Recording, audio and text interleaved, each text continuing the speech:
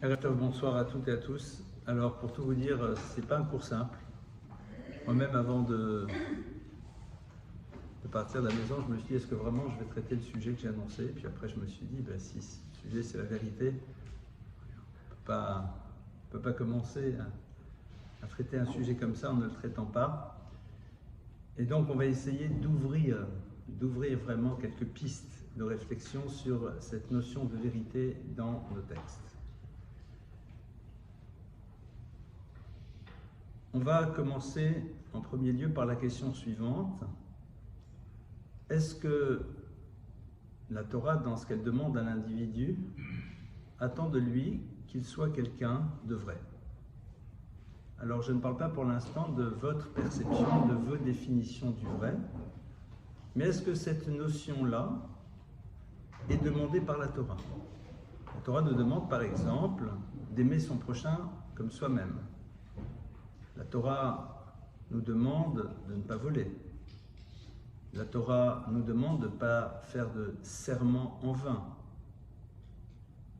Est-ce que la Torah nous demande de dire la vérité?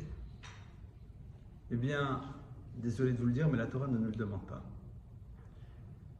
Lorsque la Torah parle de ce qui a trait à l'univers de la vérité, le verset qui est cité est le suivant: Midvar sheker tirchak. Midvar, d'une chose. On peut traduire le mot sidvar par une parole. Sheker, de mensonge. Tirchak, tu t'éloigneras. Alors, a priori, pourquoi la Torah ne me demande pas de dire la vérité? Pour comprendre cela, on va citer un autre texte du Talmud qui nous relate la confrontation qu'il va y avoir entre Dieu et les attributs qu'il a mis en place dans l'univers au moment de la création de l'humain. Au moment de créer l'humain, il va y avoir une forme de discussion dans les sphères célestes, dans les mondes spirituels, pour savoir si l'humain va être créé ou pas. Et nous avons à ce moment-là l'attribut de vérité qui arrive et qui dit, même pas en rêve, on ne crée pas l'humain. Pourquoi? Chez Kulo Malesh Karim, car il sera plein de mensonges. On va essayer de comprendre ce que ça veut dire. À ce moment-là arrive l'attribut du chesed. Le chesed, c'est le don. Et l'attribut du chesed arrive et dit Yibara. Au contraire, qu'on le crée. Chez Kulo Malech Hasadim, parce que l'être humain serait capable de faire preuve de chesed, de bonté, de gentillesse, de don. Et donc on est ici avec un conflit entre, d'un côté, la notion de vérité, qui dit qu'il est hors de question qu'émerge un être humain qui sera rempli de mensonges,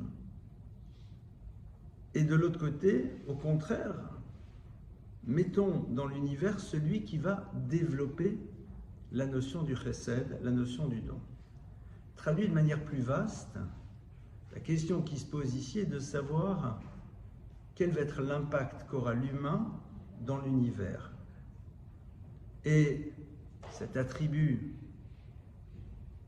du émet, de vérité, dit mais il va être plein de mensonges et donc est-ce que cela a du sens de créer un univers dans lequel on va avoir un être humain qui est dans le mensonge? Au passage, ça serait quoi le problème? On va essayer d'y réfléchir dans quelques instants. Le chesed dit non, au contraire, il faut qu'il soit là. Alors il faut bien que Dieu prenne sa décision. Et le texte nous dit Hishlir emet arza. Il prend la vérité, la jette à terre et décide de créer l'humain. Et le verset en effet nous le dit Emet me'eretz titzmach. La vérité va émerger à partir de la terre. Ce texte est extrêmement surprenant. Qu'est-ce qui est en train de se jouer ici? De quoi on est en train de parler? Alors, pour pouvoir mieux le comprendre, on va ouvrir encore un troisième point. Donc on se rappelle le point de départ, c'est le fait que la Torah ne me demande pas d'être vérité, elle me demande de m'éloigner du mensonge. Néanmoins, au moment où le monde va être créé, l'attribut de vérité ne veut pas que l'humain soit là, et donc Dieu décide de jeter l'attribut de vérité au sol pour pouvoir créer l'humain. Qu'est-ce qu'on est en train de nous dire? Et la troisième chose, c'est que vous savez qu'un roi, eh bien, valide ses décisions à travers un sceau, le sceau royal. Et les maîtres du Talmud vont nous dire V'chotamo shel HaKadosh Baruch Hu emet, et le sceau de Dieu, c'est l'attribut de vérité. Ça veut dire que l'expression du divin passe à travers la vérité absolue.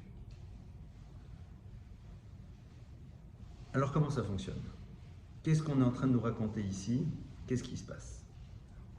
On va tout d'abord s'arrêter sur cette notion de émet, de vérité.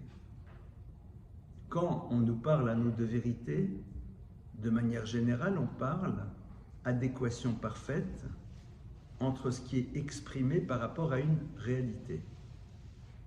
Intéressant de voir que le concept de vérité émerge à travers la manière dont on va le dire. Une chose est vraie parce qu'on a dit qu'elle était vraie, mais si on ne l'a pas dit, elle est.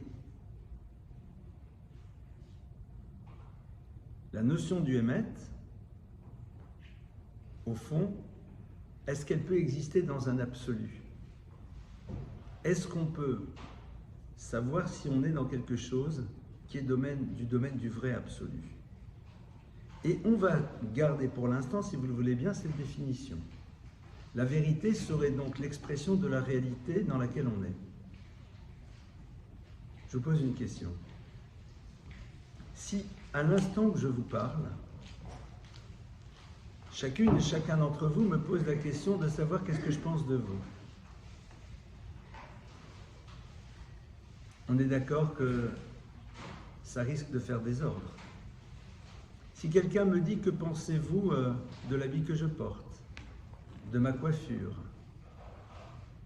que pensez-vous de la posture que j'ai pu avoir tout à l'heure, et que je leur dis réellement ce que j'en pense, on est d'accord que il y aura moins de monde au cours de la semaine prochaine.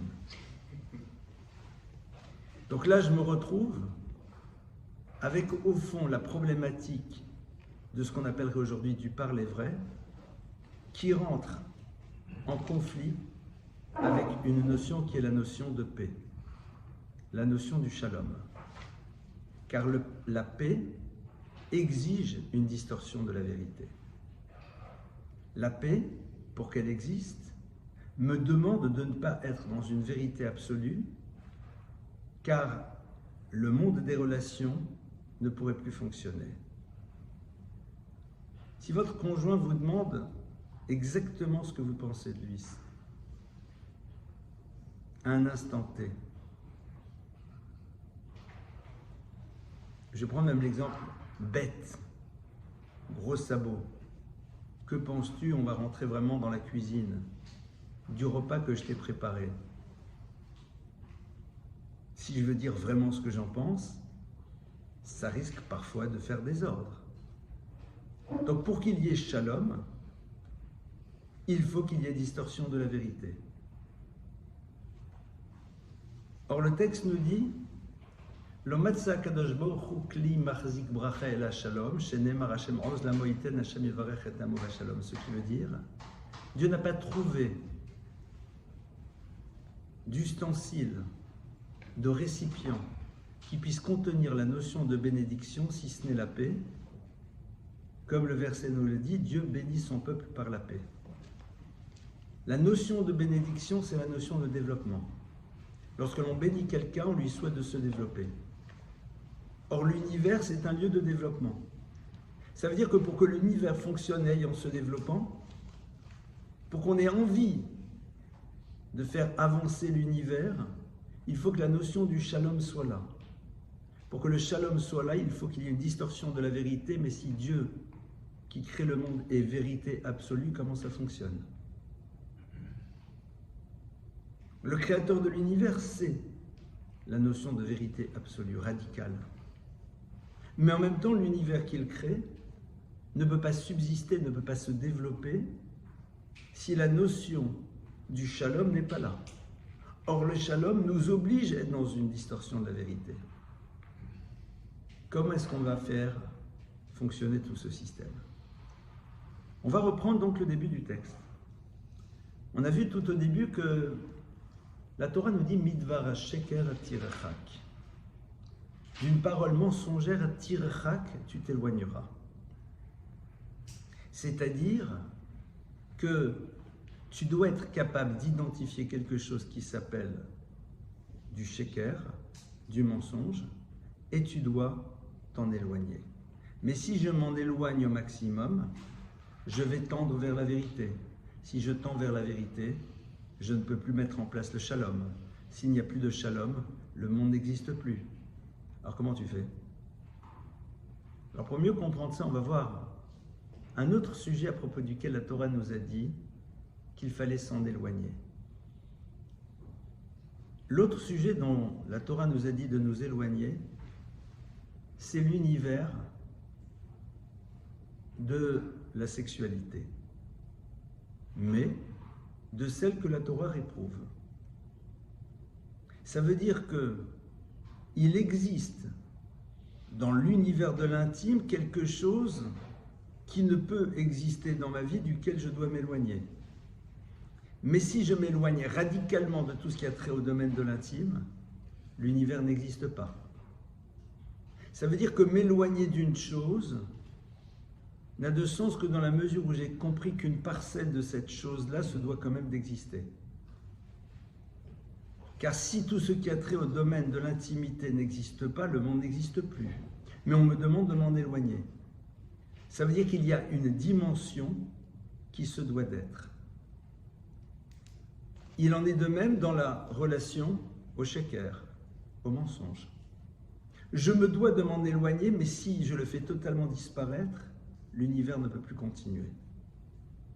Dans cette notion d'éloignement, on installe la nécessité de la présence de cette chose dont je m'éloigne, mais dans une proportion qui n'aura aucune forme de toxicité, mais qui au contraire permettra la continuité de l'histoire. Ça veut dire qu'il y a quelque chose qui, à un moment, ne s'appelle plus Emet, mais ne s'appelle pas Sheker. Ça s'appelle plus du mensonge, mais ce n'est pas la vérité absolue. Et c'est cet élément-là qui se doit d'exister pour permettre au monde d'avancer. C'est pas pour rien que lorsque, dans l'univers des harayot, c'est-à-dire des relations intimes, on nous parle de la relation par excellence qui s'inscrit dans l'univers du couple, on n'a pas de mots pour la décrire. Parce qu'elle ni ça, ni ça. Elle est quelque chose d'unique.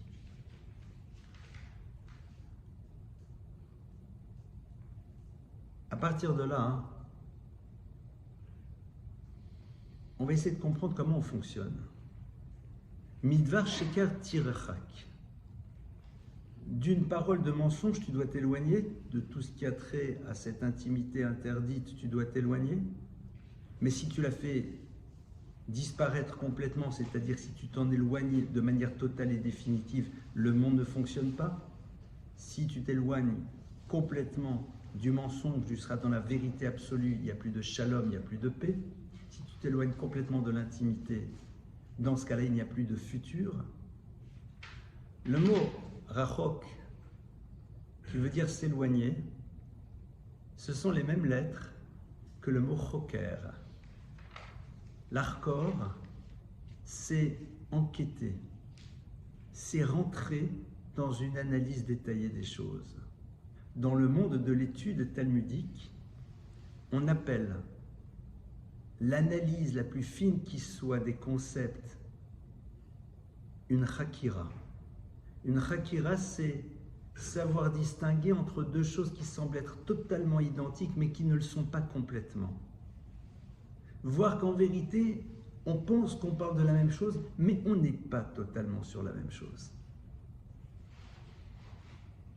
Tirchak, on ne s'éloigne d'une chose que dans la mesure où on était capable de prendre le temps d'analyser en finesse ce dont on doit être éloigné et ce qui se doit de rester. À partir de là, on va continuer à avancer un petit peu dans cette notion. Donc, qu'est-ce qu'on a vu? Midvar sheker tirchak. De toute chose mensongère, tu t'éloigneras, mais de manière ultime, tu ne t'en éloigneras pas complètement, parce que sinon on est dans la vérité absolue qui empêche le shalom. Et donc, à ce moment-là, ça veut dire quoi? Que Dieu prend la vérité et la jette au sol. Ça veut dire qu'il y a une forme de vérité absolue, radicale, qui est là, et qui est un absolu, mais qui n'appartient pas à l'univers dans lequel on se trouve. Et l'on peut avoir deux choses qui semblent être contradictoires, mais qui peuvent être vraies. Pour ceux qui ont fait un peu de physique, c'est tout l'enjeu de la compréhension de la lumière. D'accord? Est-ce que c'est une onde? Est-ce que ce sont des corpuscules? C'est les deux à la fois, et pourtant ça ne peut pas être les deux à la fois, mais ça l'est quand même, et c'est prouvé. Très intéressant l'histoire de la lumière. Parce que c'est... En Talmud, on dit stira mineubé, c'est totalement contradictoire, mais en vérité, les deux sont présentes. C'est comme la difficulté qu'on a entre le deuxième principe de thermodynamique et puis la théorie de la relativité, qui a priori ne sont pas compatibles, mais l'un sans l'autre, le monde n'est pas compréhensible. C'est-à-dire qu'on peut imaginer à un moment qu'il y ait deux choses qui soient vraies, mais qui soient contradictoires, mais qui soient quand même vraies. C'est intéressant. C'est pour ça que la théorie qui cherche à unifier n'est peut-être pas si nécessaire. Et même si on a tenté pendant un moment à travers la théorie des cordes, et puis aujourd'hui on est en train de reprendre d'autres théories passionnantes, on n'y arrive pas. Parce que cette dimension absolue n'existe qu'au niveau du divin. Hishlir emet arsa, il prend la vérité et la jette au sol. Ça veut dire quoi concrètement? Ça veut dire quoi que Dieu prend la vérité et la jette au sol? Et à ce moment-là, il dit Eretz me Eretz Titzmar. Emet, la vérité à partir du sol, Titzmar va émerger. Hashamaim Shamaim Lachem Va'aretz Natan Ivnadam, dit le verset. Les cieux appartiennent au Créateur, il a donné la terre à l'humain. Ce qui est a priori complètement faux. Mais le verset le dit quand même. Puisque par ailleurs, on nous dit bien Mlo Kol Haaretz Kvodo, que la terre est pleinement emplie de la gloire de Dieu, que chaque élément présent dans l'univers est le révélateur de la présence d'une étincelle de divin à l'intérieur, sinon il ne pourrait exister. Donc cette rupture entre les cieux et la terre, qu'est-ce qu'elle est en train de nous dire? Les cieux appartenant à Dieu et la terre appartenant à l'humain. Les cieux se disent Shamaim. Shamaim est un terme qui est composé de deux mots, Esh ou Maïm, l'eau et le feu. Quelque chose qui ne peut coexister sur terre. Ça ne peut pas coexister. Si feu il y a, eau il n'y a pas. Si eau il y a, feu il n'y a pas. Ils ne peuvent pas s'interpénétrer. Cette osmose entre les deux est du domaine de l'impossible. Ça veut dire qu'il y a quelque chose qui nous échappera totalement. Haaretz Natan Ivnei Adam. Ce qui nous importe, c'est de savoir comment nous allons gérer l'univers dans lequel nous sommes. Traduit de manière différente, à travers ce texte, la Torah est en train de nous dire la chose suivante, qu'il y aura une limite à ta compréhension parce que la notion de vérité absolue ne peut t'appartenir. Et elle est symbolisée par cette dimension des cieux qui sont constitués d'eau et de feu, qui sont osmose, mais eau et feu étant présents au même moment. Haaretz Natan Ivnei Adam. Maintenant, la terre a été donnée à l'humain. Mais ça veut dire quoi que la terre a été donnée à l'humain? Tous les vendredis soirs, quand on fait le kiddush, c'est-à-dire quand on sanctifie le jour du Shabbat sur un verre de vin, on va dire la phrase suivante. Yom Hashishi, jour 6e, Vayochulu Hashamayim Vaaretz V'chol Tzva'am.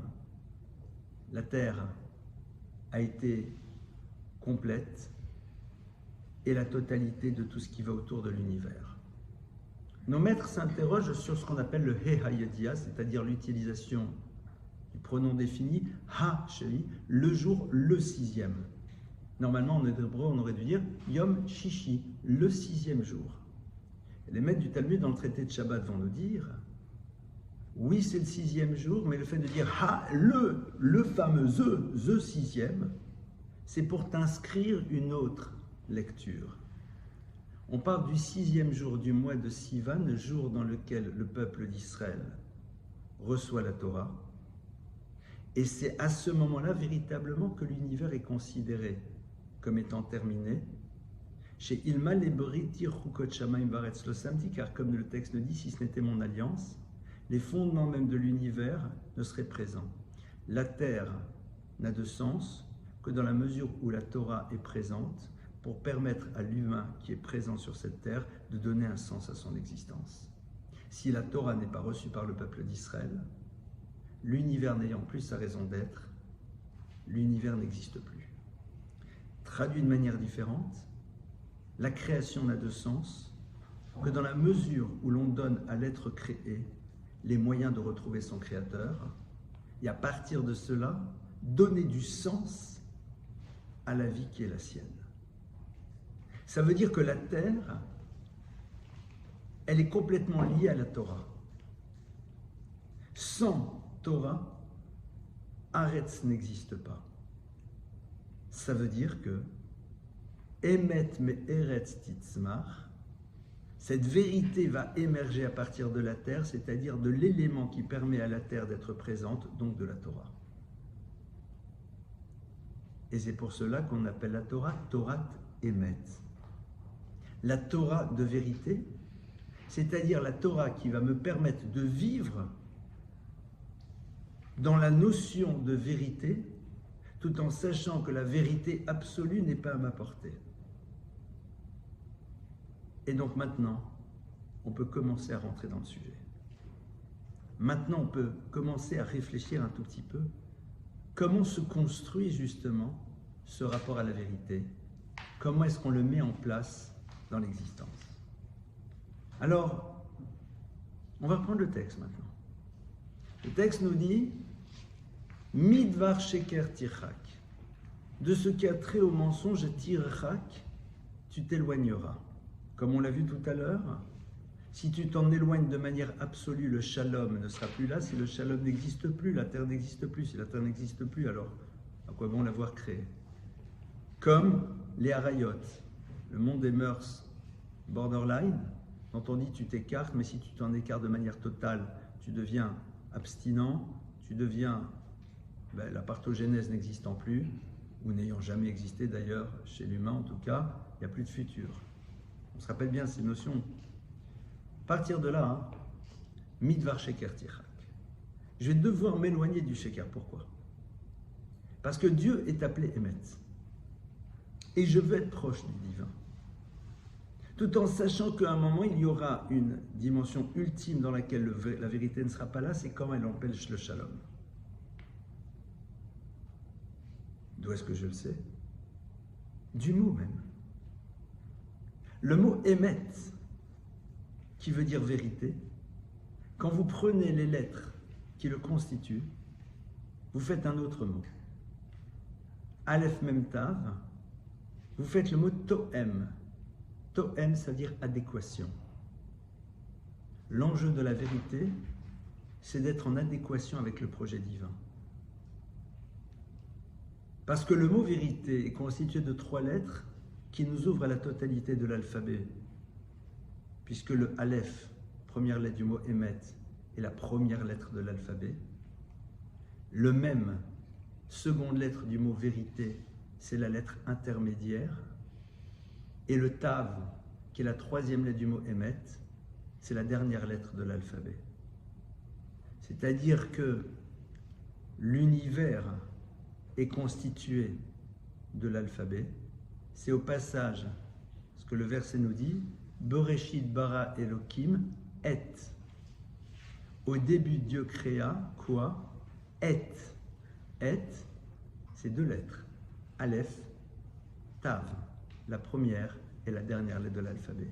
Le début de la création, c'est l'émergence de ce qui sera la source même de l'univers, les briques primordiales qui sont constituées des lettres. Ça serait un autre sujet, on rentrerait un peu plus dans les arcanes de la Kabbale, ce n'est pas le sujet d'aujourd'hui. Mais ce qui est sûr, c'est que le mot Emet nous renvoie à cette dimension du divin, mais en même temps, comme on vient de le voir,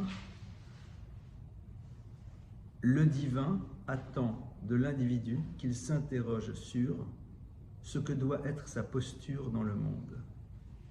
Or, sa posture, c'est de faire en telle sorte que cet univers se développe. Et l'univers ne se développe que dans le shalom. Ça veut dire que lorsque ma parole permet la paix, elle devient vraie. Elle est la vérité.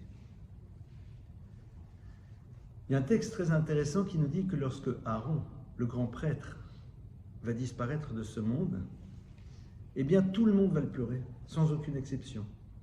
Pourquoi? Parce que Aaron, c'était celui qui était Ohev Shalom Verodef Shalom, celui qui aimait la paix et qui poursuivait la paix, celui qui faisait en telle sorte que la concorde existe dans les familles d'Israël. Mais comment faisait-il, disent nos maîtres? Lorsqu'il voyait une tension entre 2 individus, lorsqu'il en croisait l'un des deux, il disait: j'ai cru comprendre que celui avec lequel tu es en conflit, il est très très triste de ce conflit. C'était complètement faux. Il lui disait: ah, c'est vrai, oui, je crois qu'il regrette un peu. Et quand il rencontrait l'autre, il lui disait la même chose. Ce qu'on appellerait aujourd'hui 2 pieux mensonges. Évidemment, quand ils se rencontraient, chacun étant persuadé du bon vouloir de l'autre, la paix serait installée. Aaron était celui qui, lorsqu'il croisait une crapule, l'embrassait comme si c'était l'être le plus exceptionnel qui soit. Et cette personne se sentait mal par la suite de ne pas être à la hauteur de ce que croyait, de ce que Aaron pensait qu'il était. Ce qui est au passage un grand principe au niveau de la pédagogie. Proposez à l'autre l'image que vous voyez de lui pour qu'il réussisse à la devenir. Ayons une posture vis-à-vis de l'autre qui montre ce que l'on pense qu'il est dans une dimension élevée. C'est la meilleure manière de l'amener à le devenir. C'est au passage une des bases même de la pédagogie, telle que la Torah la propose en tout cas, et qu'aujourd'hui peut-être on est en train de redécouvrir. Donc Aaron, il est Ish Shalom, il est l'homme de paix. Il est celui qui en effet va être dans un émet absolu, alors qu'en vérité il a exprimé quelque chose qui ne correspondait pas à la réalité. Parce qu'on a vu que le émet et le shalom sont entrebriqués, sont imbriqués l'un avec l'autre. C'est ce qui nous permet de comprendre, et c'était le lien avec la paracha de cette semaine, qu'est-ce qui fait que Jacob, homme de vérité par excellence, dont on dit qu'il est homme de vérité, va mentir.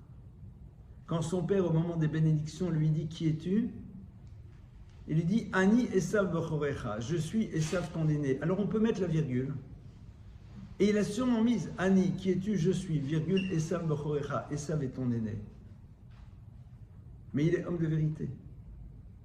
C'est comme ça qu'on le définit, Titen Emet, le Yaakov. Il est pleinement vérité, parce qu'il a compris que le processus que sa mère avait mis en place pour qu'il reçoive les bénédictions était celui qui se devait être pour créer la suite de l'histoire. Ça, c'est déjà encore un autre sujet. Pourquoi? D'accord? Ça serait tout un cours. Je vous prie de m'excuser, c'est pas ce que je vais développer maintenant. Mais évidemment que quelque chose d'absolument passionnant ici, de voir pourquoi l'installation de Yaakov face à son frère Ésaü doit passer par quelque chose qui semble être, a priori, une forme d'escroquerie. Et au passage, intéressant de voir que la Torah n'est pas à l'image de ces autres livres qui ne présentent de leurs dirigeants et de leurs références qu'une image la plus belle qui soit, sans aucun travers, sans aucune erreur, sans aucune contestation possible, sans question à se poser. Non. Yaakov, à un moment, on nous le présente comme quelqu'un qui semble ne pas dire la vérité, mais qui ne dit pas la vérité, mais qui est appelé homme de vérité. Parce que derrière, il y a le projet de Dieu. Parce que derrière, il y a une adéquation avec ce que Dieu veut construire au niveau du peuple d'Israël, dans le rapport qu'il aura aux nations du monde. À partir de là, évidemment, on va donc essayer de comprendre maintenant c'est quoi le Sheker. Sheker dit l'Agmara, c'est intéressant de constater que les 3 lettres qui constituent le mot Sheker dans l'alphabet hébraïque sont côte à côte. Elles sont côte à côte. Kouf, Resh, Shin. Sheker, Shin, Kouf, Resh. Elles sont côte à côte. Avec au niveau de la graphie des lettres, font remarquer les maîtres du Talmud, quelque chose de très curieux. C'est que dans la graphie des lettres, chacune de ces lettres repose sur une pointe. Traduction, seule, elle est dans une forme de déséquilibre. Elle a besoin d'autres à ses côtés pour se tenir.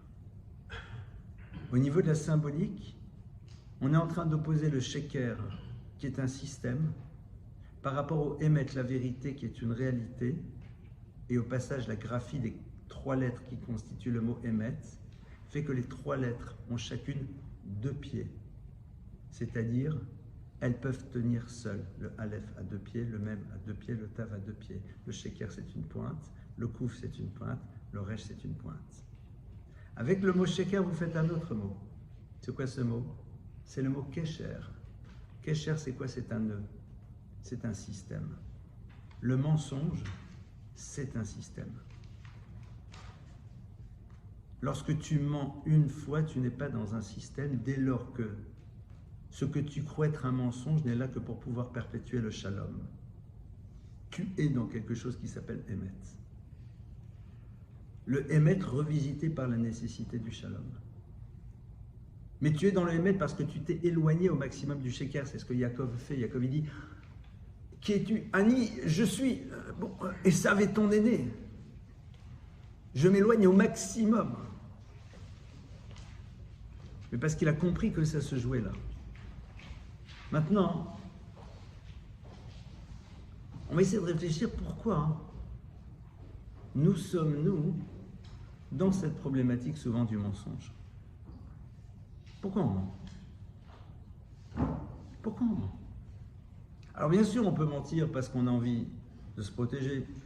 Bon, on peut le comprendre. C'est pas moi qui ai pris la confiture. Le mari qui dit « je suis désolé, mais le magasin était fermé ». Bon, la femme doit s'interroger à ce moment-là. Comment se fait-il qu'il ait si peur d'elle pour qu'il soit obligé de mentir? Et réciproquement. Quand quelqu'un est obligé de te mentir, c'est parce qu'il a peur de toi. Pourquoi il a peur? C'est que tu génères cette peur. Quand j'accepte pas que l'autre, à un moment, puisse être quelqu'un d'imparfait, alors pour se protéger, il raconte des histoires. C'est une des bases de l'éducation. Si tu veux que ton enfant dise la vérité, ne le sanctionne pas quand il l'exprime, même si elle te dérange. Sinon, comment tu peux avancer? Mais je ne parle pas de ça. Je parle du Sheker, beaucoup plus subtil, mais qui est tellement présent. Ce Sheker, c'est d'abord ce mensonge que l'on se fait à soi-même. C'est-à-dire d'être dans des représentations de ce que nous sommes et de ne pas voir réellement où on en est. Il y a un verset qui nous dit « Shiftocha betor mirma », tu es installé dans ton mensonge. On se la raconte. On se crée des représentations de nous-mêmes, et même dans nos paroles, on peut avoir tendance à amplifier, à donner des dimensions inexactes à la réalité à laquelle on a été confronté. Ça vient d'où? Ça vient de quelque chose qui est absolument fondamental pour construire, sauf si c'est mal utilisé, ce qu'on appelle Koach HaDimyon, la force de l'imaginaire. Parce que quand tu imagines, tu peux créer. Mais tu peux parfois imaginer ta propre histoire et être persuadé que celle que tu racontes correspond à ta réalité. Tu peux te raconter, mais en vérité, tu ne racontes qu'une proposition de toi-même. Tu peux décrire des situations, mais que tu embellis ou transformées, parce que tout simplement, l'objectivité du regard est une des choses sans doute les plus complexes à mettre en place. Midvar Sheker Tichak, c'est d'abord reposer la relation que l'on a avec le monde de l'imaginaire et ne pas avoir peur de se confronter à notre propre réalité, qui quelque part est la meilleure manière de construire une histoire qui a du sens. Parce que tant que je n'accepte pas de découvrir la réalité de ce que je suis, je ne peux pas créer l'histoire qui doit être la mienne. Comment voulez-vous que je transforme mes points négatifs? Comment voulez-vous que je transforme mes faiblesses? Comment voulez-vous que je transforme les éléments imparfaits qui sont présents chez moi si je me refuse de les voir? Or, les découvrir, c'est un moment de bonheur parce que tu sais maintenant pourquoi tu vas te lever le matin. Et c'est ça qui est génial. Koharadimion. Et sur cela, je vous propose un travail très simple. De déjà commencer à être un peu plus précis quand on dit les choses. Combien on était? Ah, on était 250. T'as compté? Non, on n'était pas 250. Soit dans l'exactitude ou le plus proche de l'exactitude. Très souvent, on est là et on surdimensionne ou on sous-dimensionne les choses en fonction de ce qu'on a envie de faire passer comme message aux autres. Je ne parle pas de celui qui vend sa revue et qui dit qu'il y a 20 000 lecteurs, traduction, il la sort à 4 000 exemplaires, mais il considère que les 4 000 sont donnés à tout le monde et que dans chaque famille, il y a au moins 5 personnes qui vont le lire. Ça s'appellera du mensonge. C'est faux. C'est pas simple, hein, parce qu'on a pris l'habitude. Être dans l'exactitude, au moins dans la manière dont on narre des événements dans lesquels il n'y aura aucune incidence si on le dit de manière claire comment c'était. Je ne parle pas dans un jugement de valeur, dans un descriptif. Savoir dire plus ou moins. Comme ça au moins, tu n'affirmes pas une chose qui n'est pas vraie, parce que s'habituer à dire une chose, si à l'instant T je te dis mais il y avait vraiment 250 personnes? Non, je sais pas, il y a du monde quoi. Alors pourquoi tu as dit 250? Ah, comme ça fait un chiffre. L'onachon. La version ni des organisateurs ni de la police ne m'intéresse parce que les deux sont fausses. Ça peut être quelque chose de très simple. On va essayer d'aller un tout petit peu plus loin. Et j'ai envie de vous lire un texte. J'espère que je vais le retrouver. Voilà. Il y a un texte du Yalkut Shimoni qui dit la chose suivante.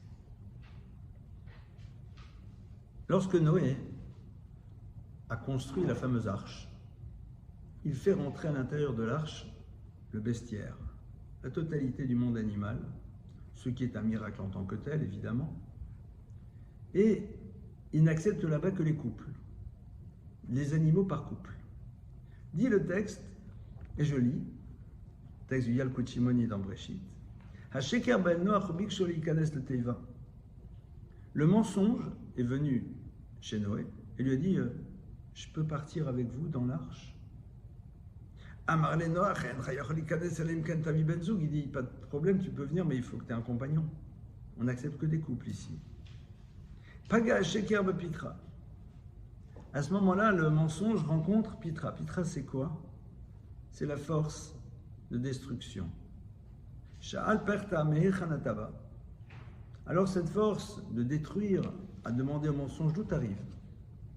Alors le mensonge lui dit j'ai demandé à Noé de rentrer dans l'arche, mais il ne m'a pas laissé, sauf si j'ai avec moi quelqu'un.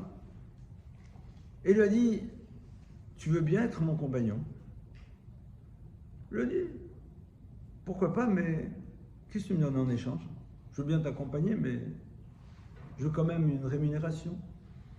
Amar le Sheker ani maskim shekolre var shebolam she'asa al yadi yavo litra vetipol lazi kol achaloto. Il dit, j'accepte que tout ce que les gens pourront gagner à travers moi, tu auras la possibilité de le leur faire perdre. Il rentre dans l'arche. Et après, lorsqu'ils en ressortent, eh bien, tout ce que le mensonge construisait, au bout d'un moment, cette force de destruction le faisait disparaître. Alors, évidemment, qu'est-ce que ce texte nous apprend? Le Maharal nous dit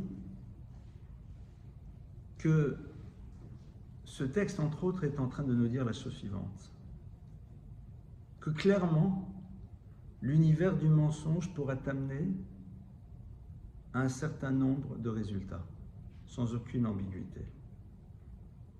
Mais un jour, tu seras mafside, tu perdras. Non pas tant que les résultats que tu as pu avoir disparaîtront, mais quelque part tu perds. Parce que la pire des choses que tu puisses vivre, c'est de ne pas être interpellé par tes erreurs et donc rester dans ces erreurs toute ton existence. Il n'y a rien de pire. Nous pensons, nous, qu'il va mentir et un jour tu vas voir, il va s'en prendre dans la figure. Le gars, il vit jusqu'à 95 ans, bon pied, bon oeil, tout va bien, la maison sur la côte, le yacht, le truc, le machin. Il a menti et tout va bien. De folie. Des amis, tous des faux amis, c'est pas grave, ils viennent là pour ce qu'ils représentent, mais c'est pas grave. Qu'est-ce qu'il a perdu? Il a perdu ce qu'il aurait dû être. Parce qu'un jour, on nous présentera notre vie et ce qu'elle aurait pu être. Et lui, il a perdu ce qu'il aurait pu et dû être. On va voir donc que savoir s'écarter du mensonge, ça va être un sacré travail. Alors, pour mieux comprendre, et ce n'est pas un effet de manche, mais je vous dis très clairement, je n'en suis qu'à l'introduction. Il y a énormément encore d'autres choses à voir, je vais en ouvrir encore une. La Gemara nous dit Arba kitot enan mekablot pnei Shrina. Il y a 4 groupes d'individus qui ne seront jamais en contact avec la présence divine. Traduit de manière différente, qui ne vivront jamais ce que veut dire l'expérience de se sentir proche de Dieu. C'est quoi ces 4 groupes? Le groupe des menteurs, le groupe des moqueurs, le groupe des flatteurs et les groupes des médisants. 4 groupes, c'est-à-dire 4 catégories d'individus qui ont inscrit ça comme étant un modèle de vie.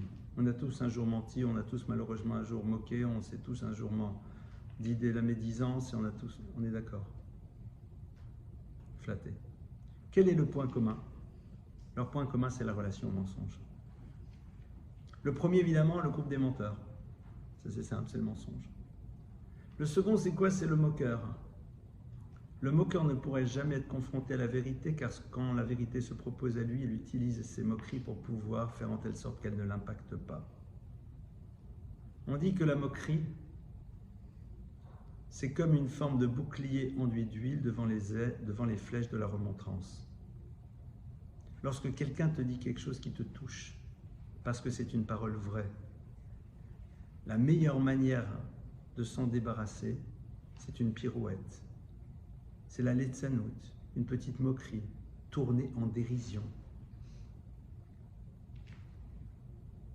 Quelque part, tu resteras toute ta vie dans ton mensonge, parce que lorsque les flèches de la remontrance, je dis bien remontrance, montrer à nouveau, te montrer où t'en es, risquent de t'atteindre, tu feras en telle sorte qu'elles ne t'impactent pas. Et donc, quelque part, tu resteras toujours dans ton système. Khanfanout, c'est quoi? C'est la flatterie. Comme vous êtes joli, comme vous me semblez beau, c'est un monde de mensonges. C'est un monde dans lequel je raconte à l'autre l'histoire qu'il a envie d'entendre sur lui. C'est le monde dans lequel j'ai capté qu'est-ce que l'autre a envie que je raconte sur lui et je le lui raconte. Pourquoi? Pour pouvoir en obtenir par la suite des faveurs. Comme vous êtes joli, comme vous me semblez beau, le ramage et le plumage. D'accord? Joli et beau le corbeau, oui, hein. Mais si on me le dit, c'est que c'est peut-être vrai. Mais regarde-toi, mon frère. Juste te mets un miroir. T'as même plus envie de voir qui tu es. C'est un système, la Khanifout. Et le Lachon Hara, la médisance, c'est quoi? Pourquoi est-ce qu'on fait de la médisance? Parce qu'en faisant petit l'autre, tu t'imagines être grand. Il n'y a pas de plus grand mensonge que de s'imaginer être grand parce qu'on a fait de l'autre quelqu'un de petit. Parce que lorsque tu dénonces A, implicitement, tu es en train de dire que tu n'es pas le A et tu n'es pas ce que tu dénonces. Donc, au fond, tu as une dimension élevée puisque tu dénonces l'absence de cette dimension chez l'autre. On est de nouveau dans le mensonge. Arba Kitot, ces 4 groupes, Enan Mekablot Pene Shrina.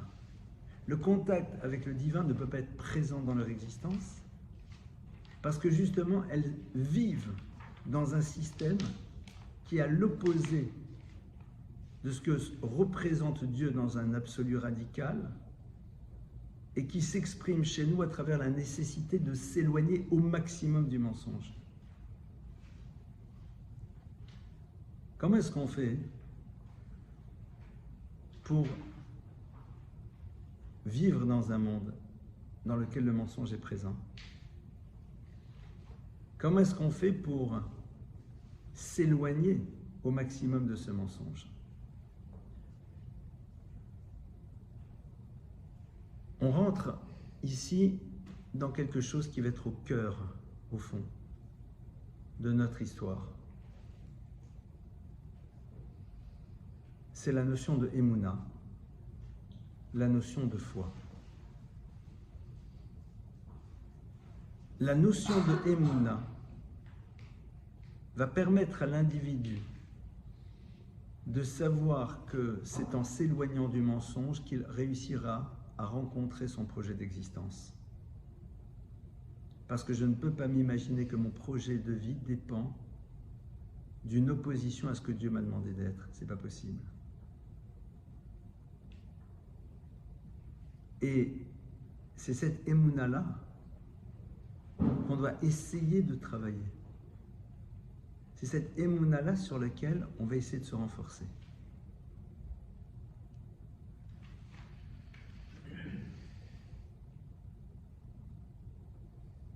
Comme on l'a vu, le émet, c'est un éloignement du mensonge. Maintenant, on a ouvert très rapidement à un moment ce problème du mensonge de l'individu par rapport à lui-même. Pourquoi est-ce qu'on se ment à soi-même? Pourquoi est-ce qu'on se ment à soi-même? Quel est l'intérêt? On ne se ment à soi-même que dans la mesure où pour nous l'idée d'un mouvement de vie ne fait pas partie de notre programme d'existence. Donc je suis obligé de construire une image de moi qui me satisfasse, parce que si elle ne me satisfait pas, l'idée même que je puisse la rendre satisfaisante ne fait pas partie de mon programme de vie. Dans un monde dans lequel on n'a pas inscrit dès le début que le but de la vie, c'est justement de se découvrir et de se transformer, de grandir et d'évoluer, alors je ne peux pas être dans la découverte de ce que je suis réellement, puisque ça va créer chez moi une vision négative de moi-même. Or, l'idée de pouvoir évoluer et me transformer ne fait pas partie de mon projet de vie. Les personnes, vous leur demandez c'est quoi votre projet? Leur projet dépend essentiellement de leur avoir et de leurs multiples expériences de jouissance dans tous les domaines. C'est autour de ça que ça va tourner. Et d'être dans un état de sérénité, de sécurité, de tranquillité, et de nourrir un petit peu la vision narcissique qu'elles ont besoin d'avoir à elles-mêmes en faisant aussi du bien aux autres de temps à autre, de manière plutôt sélective si ça ne vous dérange pas et quand ça ne me dérange pas trop, à l'exception de certaines rares personnes. Comme ça, tout va bien. Donc évidemment, la découverte de cela ne t'intéresse pas. Mais si au contraire, ta vie c'est un mouvement, alors tu as envie de découvrir sur quoi doit s'appliquer ce mouvement. Ça t'intéresse. Au contraire, je veux savoir la réalité de ce que je suis parce qu'à travers cela, je vais enfin pouvoir exprimer la raison pour laquelle je suis dans cet univers. C'est pour ça qu'il y a marqué que Ehov et atochecha, qu'il faut aimer les remontrances. Les remontrances que je peux me faire ou que d'autres peuvent me faire qui ne sont pas me taper dessus, mais me montrer à nouveau quelque chose que je n'ai peut-être pas voulu voir, que je ne suis pas intéressé à voir, que j'ai peur de voir. Mais en vérité, je dois aimer cela parce que c'est génial. Parce que là, véritablement, on s'inscrit à l'intérieur de ce qui est notre projet de vie. C'est là où véritablement on pénètre notre projet d'existence. Les deux personnages qui vont diriger le peuple d'Israël en sortant d'Égypte sont Moshe et Aaron. Moshe, c'est Ishémet.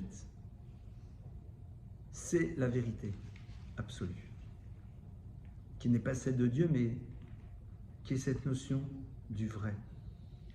Aaron, c'est le shalom, la paix, qui m'oblige à un moment à ne pas être dans l'expression de la réalité des choses telles qu'elles est, tout en sachant que ça ne s'appelle pas un mensonge. Il faut que ces deux éléments soient présents côte à côte. Parce que je risque à un moment d'instrumentaliser cette notion de paix pour mettre de côté la tension vers la vérité. Parce que parfois, on va dire, non, mais c'est pour la paix. Non, c'est pour que ça se passe bien.